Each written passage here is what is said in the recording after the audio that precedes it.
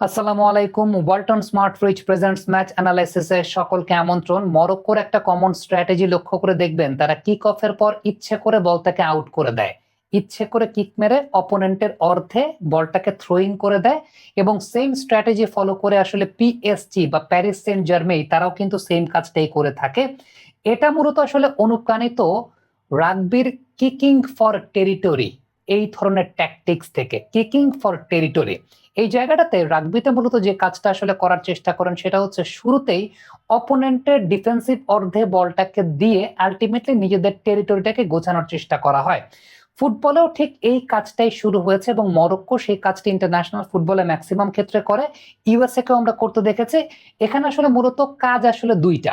একটা হচ্ছে নিজের টেরিটরিটাকে একেবারে ইনিশিয়ালি গুছিয়ে ওঠা, আর একটা হচ্ছে অপোনেন্টকে একটা প্রেসার দেওয়া। কারণটা হলো একেবারে শুরুতেই আপনি যদি অপোনেন্টের সবকিছু গুছিয়ে ওঠার আগে ওদের ডিফেন্সিভ অর্ধে বলটা দিয়ে দেন এবং সেই জায়গায় একটা থ্রো ইন করে দেন, আলটিমেটলি থ্রো ইনটা করে দিলে কি হবে, অপোনেন্ট যখন নিজেদের পেনাল্টি এরিয়ার কাছাকাছি অঞ্চল থেকে থ্রো ইনটা করবে তাদের ওই সময়টায় কিন্তু আসলে পাসিং অপশনটা খুব ন্যারো হয়ে যায়। এবং মরক্কোর মতো টিম যাদের আসলে স্পিড অনেক বেশি এবং যারা অনেক বেশি মাত্রায় হাই প্রেসিং করতে পারে, তাদের জন্য অনেক ইজি ইকুয়েশন হয়ে যায় হাই প্রেসিং করাটা। অর্থাৎ অপোনেন্ট যে সময়টাতে আলটিমেটলি থ্রো ইনটা করছে একেবারে একবার শুরুর দিকেই নিজেদের ডিফেন্সিভ অর্ধে নিজেদের পেনাল্টি এরিয়ার কাছে থ্রো ইনটা হচ্ছে, পাসিং অপশনগুলো খুবই ন্যারো, মানে কাকে পাস দিবে খুব ন্যারো। আর মরক্কোর মতো টিম যারা খুব বেশি মাত্রায় হাই প্রেসিং করতে পারে, যাদের স্পিডটা অনেক বেশি এবং তারা কিন্তু অনেক শুরু থেকেই তাদেরকে প্রেসিংটা করতে পারে এবং নিজেদের টেরিটরিটাকে অনেক বেশি মাত্রায় গুছিয়ে উঠতে পারে। সো এই স্ট্র্যাটেজিটা আলটিমেটলি মরক্কো অবলম্বন করে এবং ব্রাজিলের সঙ্গে প্রথম ম্যাচটা যদি আপনি চিন্তা করে দেখেন, ব্রাজিলের সঙ্গে প্রথম ম্যাচটাতে কিন্তু মরক্কো আসলে এইভাবেই ইনিশিয়ালি নিজেদের টেরিটরিটাকে গুছিয়ে নিয়েছে এবং অপোনেন্টকে এক ধরনের একটা শক ওয়েভ দেয়া বা একটা আছে না, একটা মেন্টাল একটা শক দেয়া, যে আলটিমেটলি একেবারে শুরুর দিকে যে বিষয়টা ঘটে সেটা হচ্ছে অপোনেন্ট তো খুব বেশি রেডি থাকে না।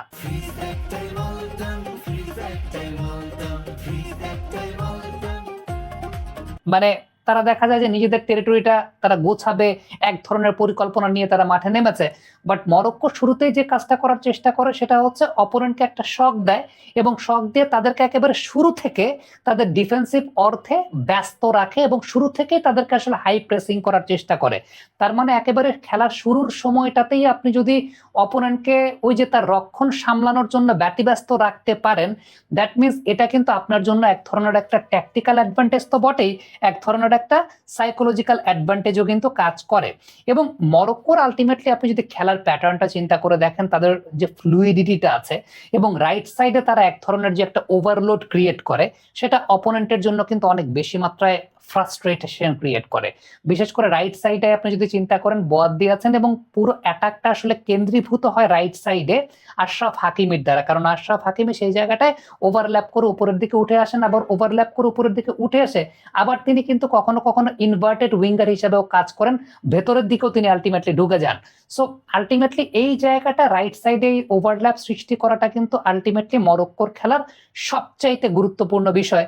এবং যে গোলটা এর আগের দিন মরক্কো দিল 91 মিনিটে, সেক্ষেত্রে যদি আপনি লক্ষ্য করে দেখেন যে ইসা দিওপ যে জায়গা থেকে বলটাকে পেয়েছেন, ওই জায়গা থেকে বলটা পাওয়ার পরে জাস্ট সিম্পল প্লেটা কোন জায়গাটায়, তিনি বলটাকে ছেড়ে দিয়ে ফ্রি স্পেস খোঁজার চেষ্টা করেছেন। তাকে ফলো করলে পরে এই জায়গাতে খুব ভালো মতো বুঝবেন, তিনি এক জায়গা থেকে ফ্রি স্পেস খোঁজার চেষ্টা করছেন, আরেকদিকে প্রত্যেকের সাথে এত সুন্দরভাবে কানেক্টেড, প্রত্যেকের সাথে পাসিং সিকোয়েন্সটা এত সুন্দরভাবে কানেক্টেড, আপনি কল্পনা করতে পারবেন না। চমৎকারভাবে প্রত্যেকের সঙ্গে কানেক্টেড। এবং এই জায়গাটা ইসা দিওপ কিন্তু ঢুকে গেছেন, অলরেডি তিনি ঢুকে গেছেন, স্পেস ক্রিয়েট করেছেন, স্পেস খুঁজে ঢুকে গেছেন, ওই জায়গাটা থেকে ক্রসটা এসেছে এবং ইসা দিওপ তার হাইটের অ্যাডভান্টেজটা নিয়ে হেডে গোলটা করেছেন। সো মরক্কো ফিফা র্যাঙ্কিং এর 7 নম্বর দল তো তারা এমনি না, তাদের খেলার কোয়ালিটির কারণেই আসলে তারা ফিফা র্যাঙ্কিং এর 7 নম্বর দল। এবং এই টিমটার টিম কম্বিনেশনটা under the leadership of Ashraf Hakimi সেটা অনেক বেশি মাত্রায় প্রমিনেন্ট, যেটা এই বিশ্বকাপে মরক্কোকে অনেক বেশি মাত্রায় প্রমিনেন্ট করেছে এবং এই বিশ্বকাপে মরক্কো সত্যি কথা বলতে তারা যে লেভেলের পারফরমেন্সটা করেছে, যে লেভেলের পারফরমেন্সটা দেখিয়েছে, তার পেছনে সবচাইতে বড় কারণটা আসছে তাদের মাঠের যে ফ্লুইডিটির জায়গাটা, তারা যেভাবে তাদের পুরো মাঠটাকে কেন্দ্রীভূত বা দখল করার চেষ্টা করে বা মিড ব্লকের জায়গাটা থেকে যেভাবে তারা নিজেদেরকে আসলে নেয়ার চেষ্টা করে এবং অপোনেন্টকে যেই ওয়েতে তারা আসলে হাই প্রেসিংটা করে, এবং এই হাই প্রেসিং এর জন্য যেটা সবচেয়ে ইম্পর্টেন্ট, যেটা আমি বলছিলাম যে শুরুতেই তারা যে কাজটা করে অপোনেন্টের অর্ধে বলটা দিয়ে দেয় এবং নিজেদের টেরিটরিটাকে তারা নিজেরা খুব ভালো মতো বোঝায়। এই জায়গাটাতেই মরক্কো অন্য সব টিমের চাইতে আসলে অনেক বেশি মাত্রায় অনন্য হয়েছে। সো লেটস সি মরক্কো এই ওয়ার্ল্ড কাপে আসলে কোন পর্যন্ত যেতে পারে, সেমিফাইনাল পর্যন্ত মরক্কো যেতে পারে কি পারে না সেটা অবশ্যই আমরা দেখার অপেক্ষায় থাকবো। It will be interesting to see যে মরক্কোর এগেইনস্টে অন্যান্য টিমগুলো পরবর্তী সময় কি স্ট্র্যাটেজি নিয়ে মাঠে নামে। ডেফিনেটলি মরক্কো কিন্তু এই বিশ্বকাপে একটা ডেঞ্জারাস প্রতিপক্ষ। যদি তারা এই বিশ্বকাপেও সেমিফাইনাল পর্যন্ত যায়, অবাক হওয়ার মতো কোনো কিছু কিন্তু থাকবে না। কমেন্ট বক্সে আপনাদের মন্তব্য মতামত জানতে চাই।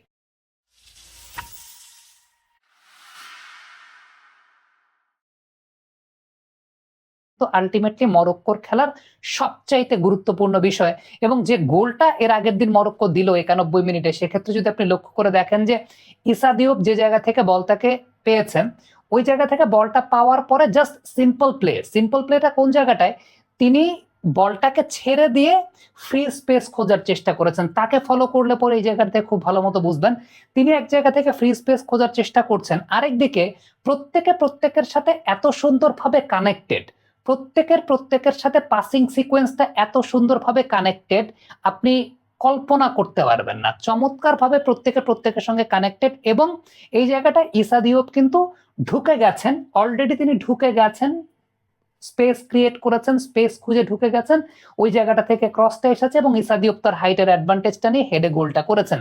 সো মরক্কো ফিফা র্যাঙ্কিং এর 7 নম্বর দল তো তারা এমনি না, তাদের খেলার কোয়ালিটির কারণেই আসলে তারা ফিফা র্যাঙ্কিং এর 7 নম্বর দল, এবং এই টিমটার টিম কম্বিনেশনটা under the leadership of Ashraf Hakimi সেটা অনেক বেশি মাত্রায় প্রমিনেন্ট, যেটা এই বিশ্বকাপে মরক্কোকে অনেক বেশি মাত্রায় প্রমিনেন্ট করেছে। এবং এই বিশ্বকাপে মরক্কো সত্যি কথা বলতে তারা যে লেভেলের পারফরমেন্সটা করেছে, যে লেভেলের পারফরমেন্সটা দেখিয়েছে, তার পেছনে সবচাইতে বড় কারণটা আসছে তাদের মাঠের যে ফ্লুইডিটির জায়গাটা, তারা যেভাবে তাদের পুরো মাঠটাকে কেন্দ্রীভূত বা দখল করার চেষ্টা করে বা মিড ব্লকের জায়গাটা থেকে যেভাবে তারা নিজেদেরকে আসলে নেয়ার চেষ্টা করে এবং অপোনেন্টকে যেই ওয়েতে তারা আসলে হাই প্রেসিংটা করে, এবং এই হাই প্রেসিং এর জন্য যেটা সবচেয়ে ইম্পর্টেন্ট, যেটা আমি বলছিলাম যে শুরুতেই তারা যে কাজটা করে অপোনেন্টের অর্ধে বলটা দিয়ে দেয় এবং নিজেদের টেরিটরিটাকে তারা নিজেরা খুব ভালো মতো বোঝায়। এই জায়গাটাতেই মরক্কো অন্য সব টিমের চাইতে আসলে অনেক বেশি মাত্রায় অনন্য হয়েছে। সো লেটস সি মরক্কো এই ওয়ার্ল্ড কাপে আসলে কোন পর্যন্ত যেতে পারে, সেমিফাইনাল পর্যন্ত মরক্কো যেতে পারে কি পারে না সেটা অবশ্যই আমরা দেখার অপেক্ষায় থাকবো। It will be interesting to see যে মরক্কোর এগেইনস্টে অন্যান্য টিমগুলো পরবর্তী সময় কি স্ট্র্যাটেজি নিয়ে মাঠে নামে। ডেফিনেটলি মরক্কো কিন্তু এই বিশ্বকাপে একটা ডেঞ্জারাস প্রতিপক্ষ। যদি তারা এই বিশ্বকাপেও সেমিফাইনাল পর্যন্ত যায়, অবাক হওয়ার মতো কোনো কিছু কিন্তু থাকবে না। কমেন্ট বক্সে আপনাদের মন্তব্য মতামত জানতে চাই।